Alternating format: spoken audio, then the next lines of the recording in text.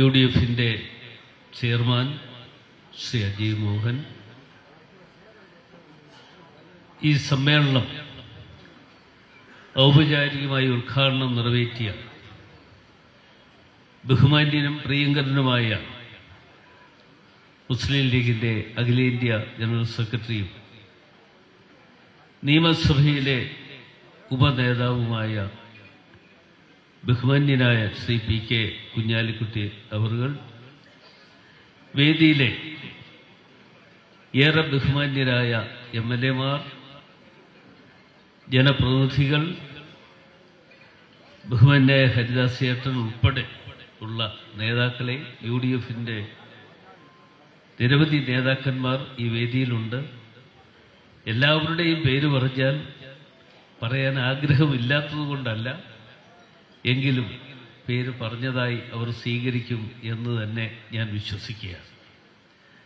അതുപോലെ നമ്മുടെ UDFിൻ്റെ കൺവീനർ ശ്രീ അഷ്റഫും അദ്ദേഹവുമുണ്ട്. ഇന്ന്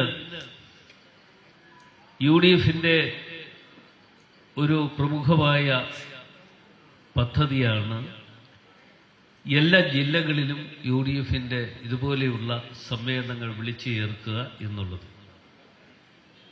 ഇന്നിപ്പോൾ മലപ്പുറം ജില്ലയിലെ ഈ യോഗം അവസാനിക്കുമ്പോൾ ബാക്കി നിൽക്കുന്നത് 3 ജില്ലകളിലെ ഇതുപോലെയുള്ള യോഗമാണ് നടക്കാൻ ഉള്ളത്. അതും ഈ 17-ാം തീയതി കൊണ്ട് എല്ലാ ഇടങ്ങളിലും, നമ്മുടെ എല്ലാ ജില്ലകളിലും ഇതുപോലെയുള്ള യോഗങ്ങൾ സംഘടിപ്പിക്കും. അതിൻ്റെ പ്രമുഖമായ ലക്ഷ്യബോധം എന്നതിനെക്കുറിച്ച് ബഹുമാന്യനായ ഉദ്ഘാടകൻ തന്നെ ഇവിടെ സൂചിപ്പിക്കുകയുണ്ടായി. നമുക്ക് മുമ്പിൽ ഒരേ ഒരു ലക്ഷ്യമാണ് ഉള്ളത്. ആ ലക്ഷ്യം എന്ന് പറയുന്നത് വരാൻ പോകുന്ന പഞ്ചായത്ത്, മുനിസിപ്പൽ കോർപ്പറേഷൻ തെരഞ്ഞെടുപ്പ് 1. രണ്ടാമതായിട്ടുള്ളത് 2026 നടക്കുന്ന നിയമസഭാ തെരഞ്ഞെടുപ്പ്. ഈ 2 തെരഞ്ഞെടുപ്പുകളിലും നമ്മൾക്ക് വലിയ ഭൂരിപക്ഷത്തോടുകൂടി വിജയിക്കണം. ആ ഭൂരിപക്ഷത്തോടുകൂടി വിജയിക്കണം എന്നുള്ളതിൻ്റെ പ്രധാനപ്പെട്ട ഒരു പ്രവർത്തനത്തിൻ്റെ ഭാഗം എന്നുള്ള നിലയിലാണ് എല്ലാ ജില്ലകളിലും UDFിൻ്റെ ഇതുപോലെയുള്ള കൺവെൻഷൻ വിളിച്ചു ചേർക്കുവാനും അതിലൂടെ നമ്മളെ എല്ലാവരെയും ഏകോപിപ്പിച്ചുകൊണ്ട് ഒന്നിച്ച് ഒറ്റക്കെട്ടായി നിന്നുകൊണ്ടുള്ള പ്രവർത്തനങ്ങൾക്ക് നേതൃത്വം കൊടുക്കാൻ ഉള്ള തീരുമാനം കൈക്കൊണ്ടിട്ടുള്ളൂ. ആ തീരുമാനത്തിൻ്റെ അടിസ്ഥാനത്തിൽ തീർച്ചയായിട്ടും നമുക്ക് നമ്മുടെ മുമ്പിൽ ഒരു ലക്ഷ്യബോധമുണ്ട്. ആ ലക്ഷ്യബോധം എന്ന് പറയുന്നത് ഈ 2 തെരഞ്ഞെടുപ്പാണ്. ഈ 2 തെരഞ്ഞെടുപ്പിൽ നമുക്ക് എന്താണ് ചെയ്യേണ്ടത് എന്നതിനെക്കുറിച്ച് ഞാനും നിങ്ങളും ആലോചിക്കണം. ഒരുപക്ഷെ UDFിൻ്റെ നേതൃത്വം ഞങ്ങൾ പല കാര്യങ്ങളും കൂടിയിരുന്ന് കൂട്ടായി തീരുമാനമെടുത്തുകൊണ്ട് നിങ്ങളെ അറിയിക്കും. ആ തീരുമാനങ്ങൾ നമ്മൾ നടപ്പാക്കുകയും, തീരുമാനങ്ങൾ നടപ്പാക്കുക മാത്രമല്ല, ആ തീരുമാനങ്ങൾ ജനങ്ങളിൽ എത്തിക്കുവാനുള്ള ഉത്തരവാദിത്വവും ചുമതലയുമാണ് എൻ്റെ പ്രിയപ്പെട്ടവരായ നിങ്ങൾ ഓരോരുത്തരും ഏറ്റെടുത്ത് മുമ്പോട്ട് പോകാനുള്ളത്. പ്രത്യേകിച്ച് മലപ്പുറം ജില്ലയെ സംബന്ധിച്ചിടത്തോളം ബഹുമാന്യനായ പ്രതിപക്ഷ ഉപനേതാവും മുസ്ലിം ലീഗിൻ്റെ അഖിലേന്ത്യാ ജനറൽ സെക്രട്ടറിയുമായ ശ്രീ കുഞ്ഞാലിക്കുട്ടി അദ്ദേഹം പറഞ്ഞ ഒരു വാക്ക് അടിവരയിട്ട് ഞാൻ ഒന്നുകൂടി പറയുന്നു. മലപ്പുറം ജില്ലയിൽ മുഴുവൻ സീറ്റും നമ്മൾ നേടിയെടുക്കാൻ വേണ്ടുന്ന പ്രവർത്തനങ്ങൾക്ക് നേതൃത്വം കൊടുത്താണ് ഞങ്ങൾ മുമ്പോട്ട് പോകുന്നത് എന്ന് ആത്മവിശ്വാസത്തോടെയാണ് പറയുന്നത്. ആ ആത്മവിശ്വാസം പൂർത്തീകരിക്കാൻ നമുക്ക് കഴിയണമെങ്കിൽ, അവിടെയാണ് ബാക്കിയുള്ള കാര്യം. പൂർത്തീകരിക്കാൻ നമ്മൾക്ക് കഴിയണമെങ്കിൽ എൻ്റെ മുമ്പിലിരിക്കുന്ന എൻ്റെ പ്രിയപ്പെട്ടവരായ സഹോദരിമാരും സഹോദരങ്ങളും നിങ്ങൾ ഓരോരുത്തരും അത് ഏറ്റെടുത്ത് മുമ്പോട്ട് പോയി എങ്കിൽ മാത്രമേ നമുക്കത് പൂർത്തീകരിക്കാൻ പറ്റുകയുള്ളൂ. ആ പൂർത്തീകരണം നമുക്ക് ഏറ്റവും അടിസ്ഥാനപരമായിട്ട്, അല്ലെങ്കിൽ നമുക്ക് ഏറ്റവും അത്യന്താപേക്ഷിതമായി മാറിയിരിക്കും. മറ്റൊന്നുള്ളത്, ഇന്നത്തെ രാഷ്ട്രീയ സാഹചര്യങ്ങൾ നിങ്ങൾക്ക് എല്ലാവർക്കും അറിയാം. ഓരോ ദിവസവും മാധ്യമങ്ങളെടുത്ത് വായിച്ചു നോക്കിയാൽ ഇന്ന് കണ്ടുകൊണ്ടിരിക്കുന്ന വാർത്തകൾ, ആ വാർത്തകൾ ഇവിടെ പ്രിയപ്പെട്ട അധ്യക്ഷൻ തന്നെ അദ്ദേഹത്തിന്റെ അധ്യക്ഷ പ്രസംഗത്തിൽ സൂചിപ്പിച്ചത് അയ്യപ്പനെ അടിച്ചുകൊണ്ട് പോകുന്നവർ ഇവിടെ ഉണ്ട് എന്നുള്ളതാണ് അദ്ദേഹത്തിന്റെ കണ്ടെത്തൽ. ഞാൻ ഒരു കാര്യം കൂടി പറയാം. 2019 അല്ലെങ്കിൽ 2016 കഴിഞ്ഞ് ഉള്ള കാലഘട്ടം കേരളത്തിന്റെ ഭരണം ചുമതല ഏറ്റെടുത്തത് LDF ആണ്. ഏതാണ്ട് 9.5 വർഷക്കാലം കഴിയുകയാണ്. ഈ 9.5 വർഷക്കാലം കഴിയുന്ന അവസരത്തിൽ ഇപ്പോ ശ്രീ പിണറായി വിജയൻ അയ്യപ്പനോട് എന്തൊരു സ്നേഹമാണെന്നറിയാമോ? വലിയ സ്നേഹം ആരംഭിച്ചിരിക്കുന്നു. ഞാനിപ്പോഴും ഓർക്കുന്ന ഒരു കാര്യം, 2018 സെപ്റ്റംബർ മാസത്തിൽ സുപ്രീം കോടതിയുടെ ഒരു വിധി വന്നു എന്നുള്ളതിന്റെ അടിസ്ഥാനത്തിൽ ആ വിധി പ്രാവർത്തികമാക്കുവാൻ വേണ്ടി എല്ലാ ഒത്താശകളും ചെയ്തു കൊടുത്ത ഗവൺമെന്റാണ് LDF. അതുകൊണ്ടാണല്ലോ 2019 ജനുവരി മാസം 1-ാം തീയതി ഒരു വലിയ മനുഷ്യ മതിൽ കെട്ടി. നിങ്ങൾ ഓർക്കുന്നുണ്ടോ എന്നെനിക്കറിയില്ല. ഓർക്കുന്നതിന് വേണ്ടി ഞാൻ സൂചിപ്പിക്കുന്നു എന്ന് മാത്രമേ ഉള്ളൂ. 2019 ജനുവരി മാസം 1-ാം തീയതി ഒരു വലിയ മനുഷ്യ മതിൽ അവർ സൃഷ്ടിച്ചു. വനിതകളെ, ബഹുഭൂരിപക്ഷം വരുന്ന വനിതകളെ സംഘടിപ്പിച്ചുകൊണ്ടാണ് ആ മനുഷ്യ മതിൽ ഇവിടെ പൂർത്തീകരിച്ചത്. അവരുടെ ലക്ഷ്യബോധം എന്തായിരുന്നു?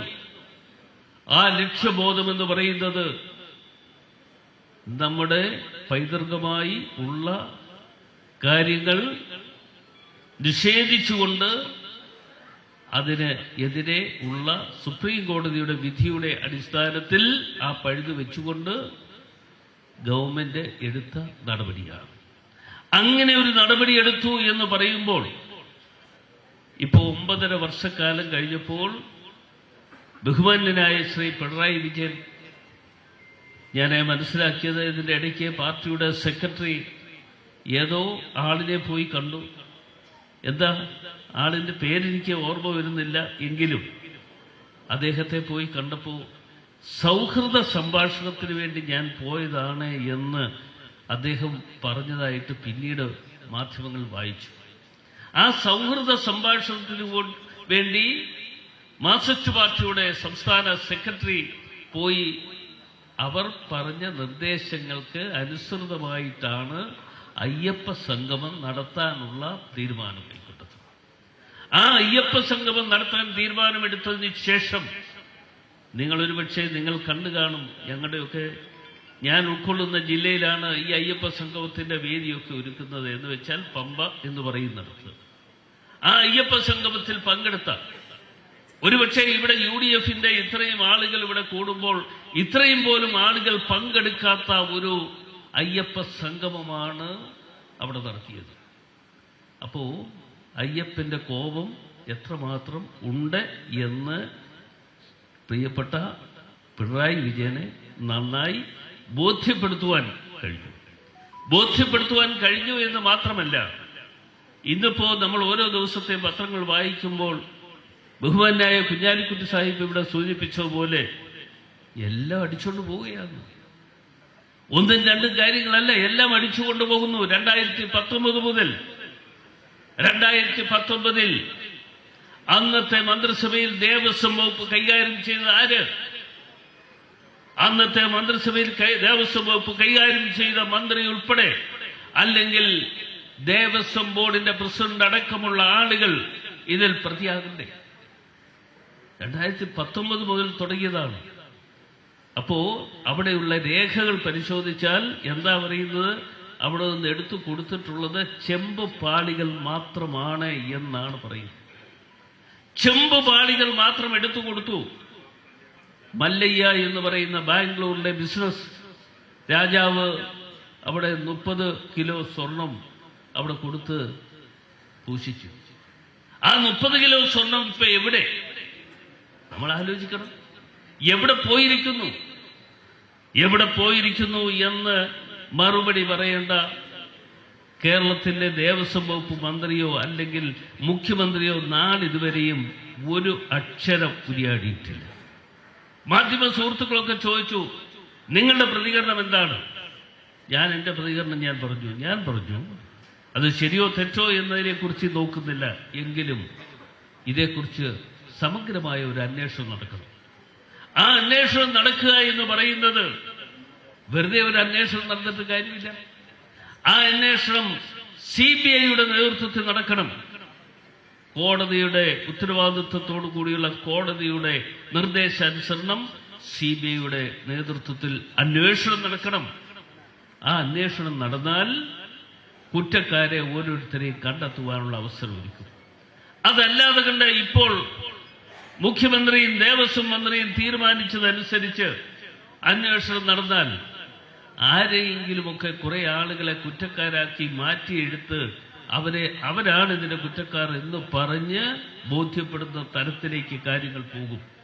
അതല്ല ആവശ്യം.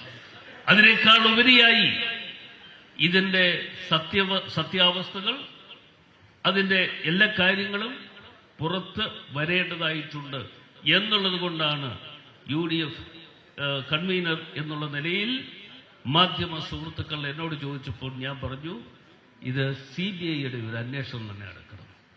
ആ അന്വേഷണത്തിലൂടെ മാത്രമേ ഇത് പുറത്തു കൊണ്ടുവരാൻ പറ്റുകയുള്ളൂ.